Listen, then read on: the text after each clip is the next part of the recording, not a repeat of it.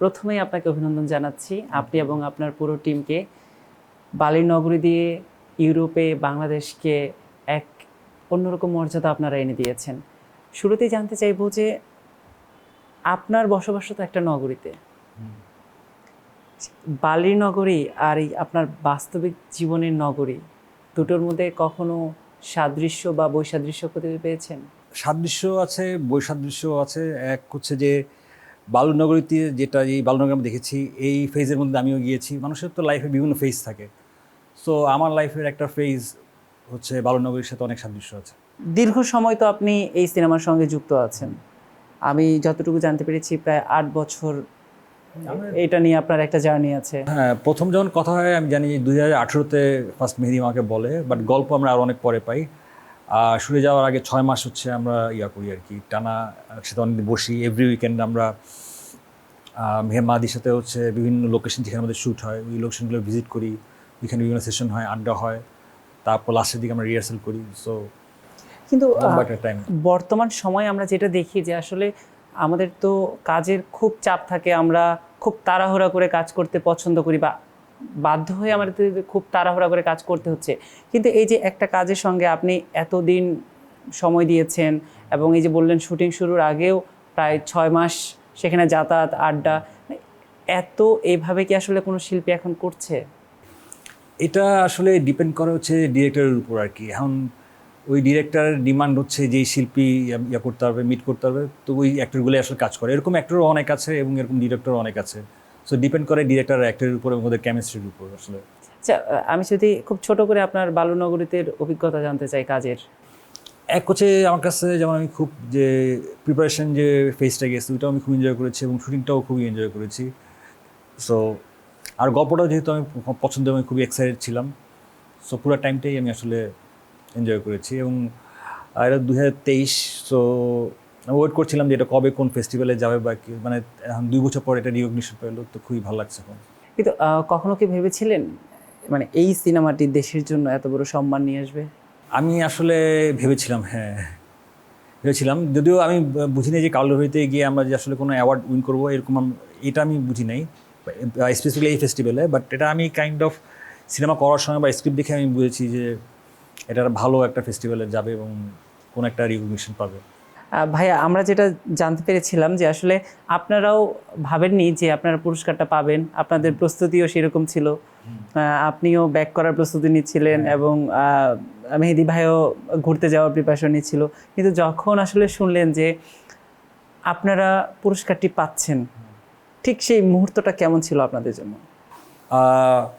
আমার যখন ফেরত আসতে বললো তখন একটু হইলাম যে এত ঝামেলা করে অনেক কিছু চেঞ্জ করে যদি আসতে বলছে নিশ্চয়ই কিছু একটা পাবো। সো তখন ভালো লাগছিল। তারপরেও আচ্ছা না, মানে তারপর টেনশন থাকে যে মানে যদি না পাই, কারণ ওরাও অলওয়েজ বলছে আসো যদি তোমরা পাও, মানে অলওয়েজ যদি বলতেছিল আর কি, যদি নিয়ে আমাদের একটু টেনশন ছিল। আর আমাদের যে কম্পিটিশন, প্রক্সিমা কম্পিটিশনের 3টা প্রাইজ, একটা হচ্ছে স্পেশাল মেনশন, দেন হচ্ছে জুরি প্রাইজ, আর সবচেয়ে হায়েস্ট হচ্ছে গ্র্যান্ড প্রিক্স। তো মনে মনে খুব হচ্ছিল যদি গ্র্যান্ড প্রিক্স পাই। তো অ্যানাউন্স করার সময় যখন দেখলাম যে পরের 2টা আমরা পাই নাই, তখন খুব এক্সাইটেড হয়ে গিয়েছিলাম। তো গ্র্যান্ড প্রিক্স পাওয়ার পর তখন খুবই ভালো লাগছে যে যেখানে আমরা আসলে মানে এক্সপেকটেশনই ছেড়ে দিছিলাম, সেখানে একদম পুরো সব হায়েস্ট রিকগনিশন। সো খুব ইমোশনাল একটা মোমেন্ট ছিল আর কি। আমাদের বাংলাদেশের দর্শকরা তো আসলে সেই মুহূর্তের সাক্ষী হতে পারেনি, কিন্তু আপনাদের অর্জনের সাক্ষী হয়েছে। হয় না যে যখন কাঙ্ক্ষিত কোনো কিছু পেয়ে যায় মানুষ আবেগ ধরে রাখতে পারে না, তো আসলে আপনাদের মধ্যে তেমন কিছু ঘটেছে? আমার হচ্ছে যখন ওই অ্যাওয়ার্ড প্রোগ্রামে বসেছিলাম, মানে ফার্স্টে কোনো ফিলিংস হচ্ছিল না, মানে চুপচাপ, কোনো কিছু অনুভূতি ছিল না। যখন হচ্ছে অ্যানাউন্স করলো তখন হচ্ছে আমি ইমোশনাল হয়ে গেছিলাম। আর মাহাদি খুবই নর্মাল ছিল, তাই আমি বললাম যে আপনি এত নর্মাল, পরে ও বললো যে না, ওর হচ্ছে এই জিনিসটা আসলে সিঙ্কিং হইতে, মানে ফিল করতে বা পুরোটা মানে উপলব্ধি করতে আরও টাইম লাগবে। অ্যাওয়ার্ড পাওয়া আছে না, সাথে তো অনেক সময় হয় না, তো একটা সময় মানুষ বুঝে আছে ঠিক আছে এটা অ্যাচিভ করলাম। কিন্তু ভাইয়া, একটা জিনিস আমি জানতে চাই আপনার কাছে, লাইভ ফ্রম ঢাকা, বালুর নগরীতে, মানে আপনার বিশেষ কাজগুলোর মধ্যে সিটির একটা ব্যাপার থাকে। হ্যাঁ, এটা তো আছে, ইতি তোমারই ঢাকা, ওইখানেও আছে। মানে কেন সেটা, মানে আপনি বাছাই করেন সেভাবে? না, বাছাই করি সেভাবে না, এটা হচ্ছে এটা অ্যাক্সিডেন্টালি হয়ে যায়। বাট আমি খুবই হ্যাপি যে, কারণ আমার আসলে জন্ম ঢাকা শহরে, বেড়ে ওঠা ঢাকা শহরে, তো ঢাকা শহরের সাথে আমার অন্য ধরনের সম্পর্ক আছে। সো আমার কাছে, আমার নিজের কাছে এটা ভালোই লাগে যে কীভাবে সব এরকম আছে না, শহর কেন্দ্রিক, ঢাকা শহর কেন্দ্রিক সিনেমাগুলোর সাথে ইনভলভ হচ্ছি। ঢাকার একটা বিশেষত্ব এখন কিন্তু আমরা আপনার কাজের মধ্যে পাই। তো যেহেতু একটা কাজ যখন সম্মাননা পায়, একটা স্বীকৃতি পায়, তখন স্বাভাবিকভাবেই অনেক ভালো লাগা কাজ করে। কিন্তু একজন অভিনেতা হিসেবে বালুর নগরী নিয়ে মানে আপনি আর কি স্বপ্ন দেখছেন? মানে স্বপ্ন বলতে কি, বালননগরী আর কোথাও যেতে পারে কিনা, আর কোথাও যেতে পারে কিনা, বা এটা দেশের দর্শকের কাছে আসলে কিভাবে পৌঁছানো যায়? দেশে দর্শকের কাছে আমি তো চাই খুব, মানে এই মোমেন্টাম থাকতে থাকতে দেশের দর্শকের কাছে পৌঁছাক, কিন্তু ডিপেন্ড করে হচ্ছে প্রডিউসারদের উপর বা ওদের ইয়ের উপর। আর যেটা হয় যে আমরা ওয়েট করি যে ফেস্টিভ্যাল একটা রান চলে, যে এটা শেষে তারপর দেশে ইয়ে করা হয়। সো আমার মনে হয় আরও সামনে কিছু ফেস্টিভ্যাল হয়তো পসিবিলিটিস তৈরি হয়েছে, তো ওইগুলোতে হোক, তারপর হয়তো দেশে। আচ্ছা ভাই, আরেকটা বিষয় আমরা যেটা দেখি যে আসলে পর্দায় যখন আপনাকে দেখা যায়, এই বাস্তব আপনার সাথে আমরা কোনো মিল পাই না।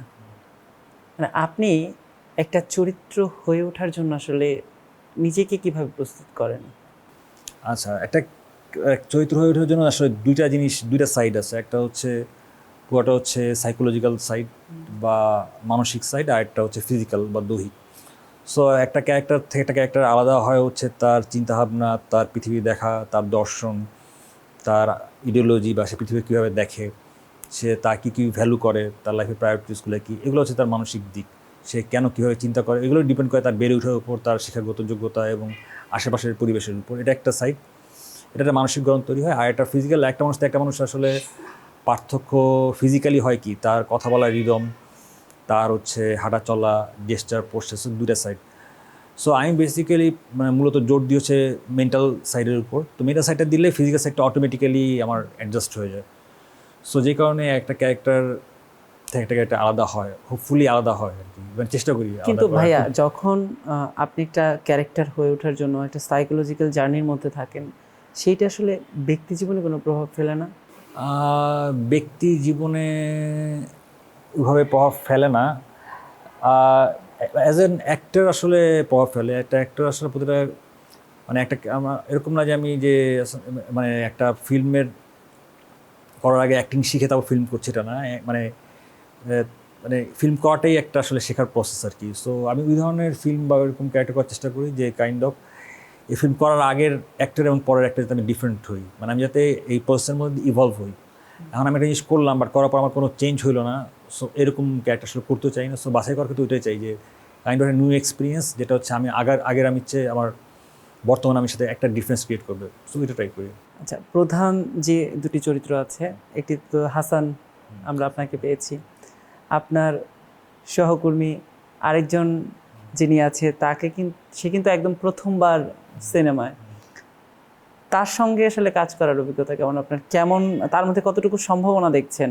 এই সিনেমায় ওর সাথে আমার কোনো ডিরেক্ট সিন নাই। আমাদের মনে হয় একটা সিন আছে যেখানে হচ্ছে জাস্ট মানে সিনে দুজনই আছি, বা দুজন কেউ অ্যাওয়ার না যে আরেকজনের এক্সিস্টেন্স সম্পর্কে। আমি ফিল্মটা দেখেছি আসলে ফেস্টিভ্যালে গিয়েই, আমি হচ্ছে ফেস্টিভ্যালে গিয়ে ওর অ্যাক্টিং দেখে আমি খুবই রিয়েলি ইমপ্রেসড। মানে আমার নিজের অ্যাক্টিংয়ের চেয়ে আমার কাছে ভিক্টোরিয়ার অ্যাক্টিং খুব ভালো লাগছে, এবং ভালো লাগার আরেকটা কারণ হচ্ছে ওর ফ্রেমে ওকে খুবই ভালো লাগছে, প্লাস ওর ক্যারেক্টারটা খুবই ইন্টারেস্টিং। মানে আমার তো তাও ডায়লগ আছে, ওর আরও স্টিল সব কিছু মিলে ওরটা আমার কাছে অনেক বেশি, মানে প্রেজেন্সটা অনেক ভালো লাগছে আর কি।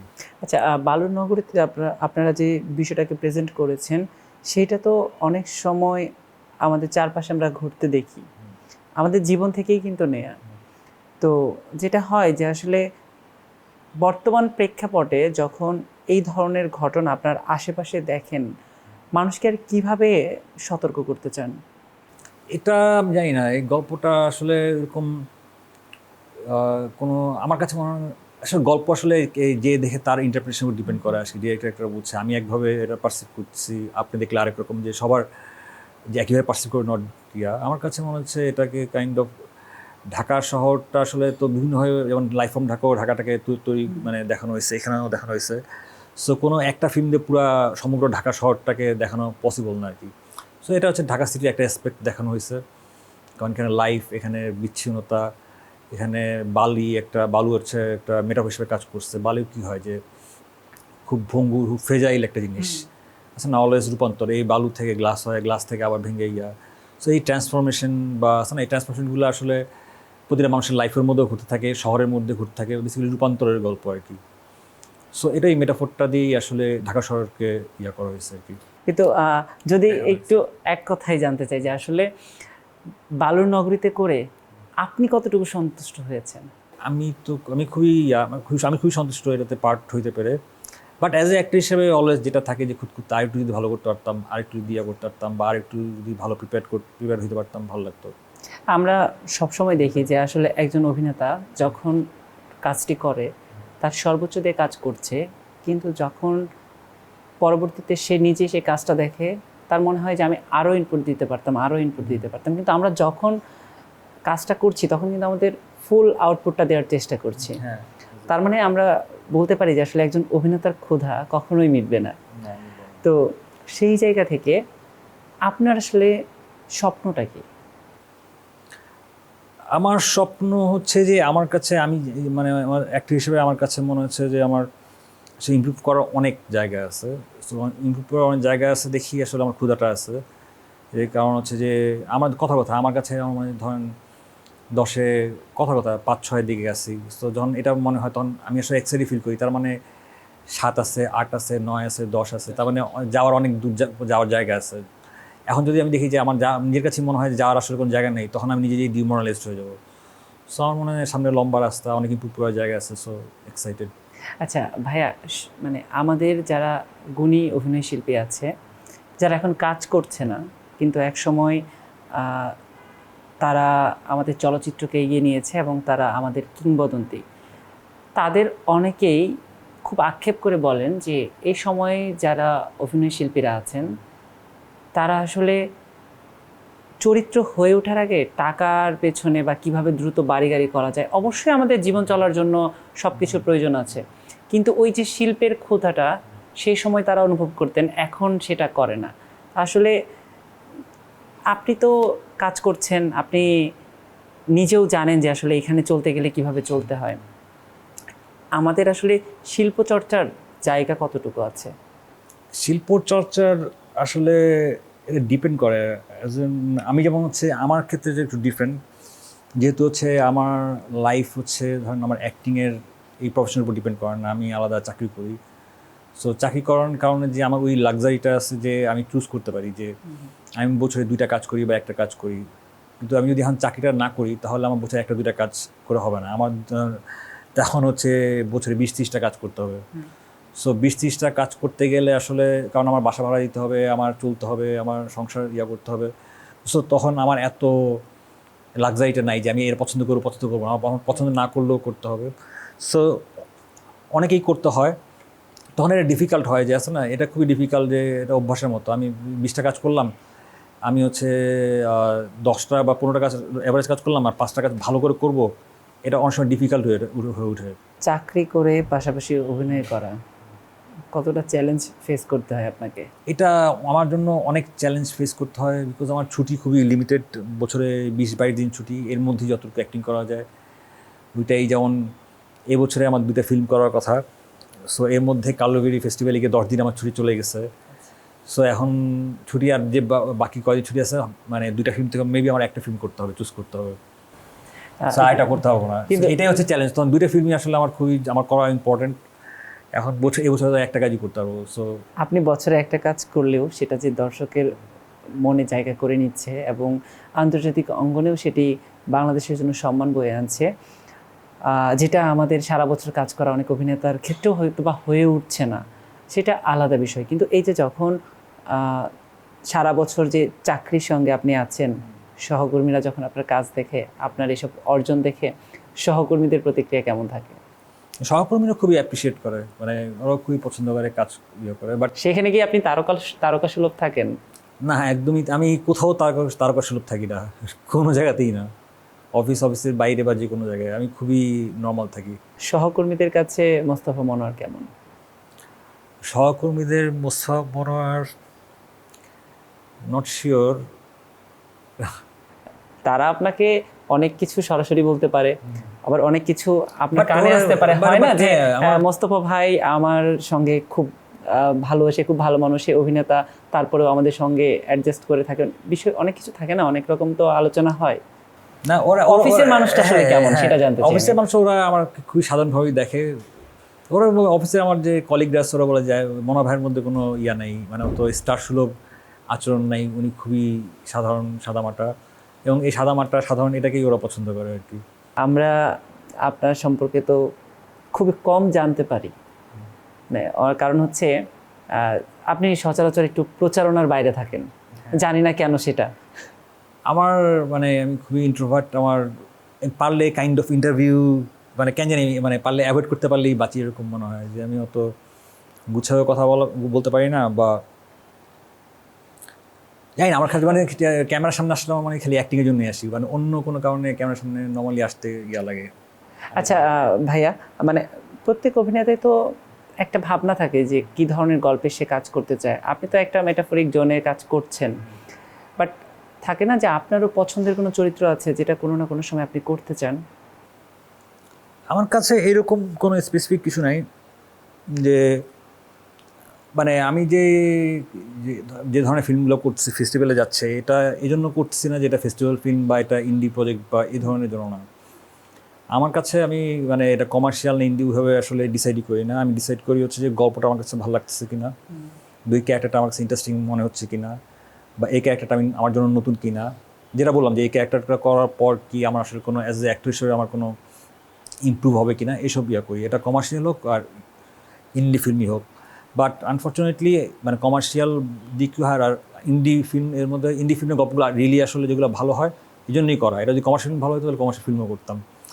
আমার যেমন হচ্ছে অনেক ধরনের ইয়া, যেমন হচ্ছে আমি যেমন এখন মানে অনেকগুলো ক্যারেক্টার করা হচ্ছে ইন্ডি ফিল্মে, যেটা কী হয় যে খুবই কাম কোয়াইট, খুবই রিস্ট্রেন্ট, খুবই নন অ্যাক্টিং এই ধরনের ক্যারেক্টার করা হয়েছে। সো আমার এখন মনে হচ্ছে ডিফারেন্ট টাইপের ক্যারেক্টার করা, মানে কিছু ক্যারেক্টার থাকে না খুবই লাউড, ক্যারেক্টারটা লাউড, মানে অ্যাক্টিং লাউডের কথা বলছি না, আছে না খুবই আছে না ও কথা বলে অনেক অন্যভাবে ডিফারেন্টভাবে অনেক ইয়া, বা কমিক ক্যারেক্টার বা কমেডি আমার আমি থিয়েটার করতাম তখন আমি কমেডি খুব ভালো করতাম বা কমেডি করতাম।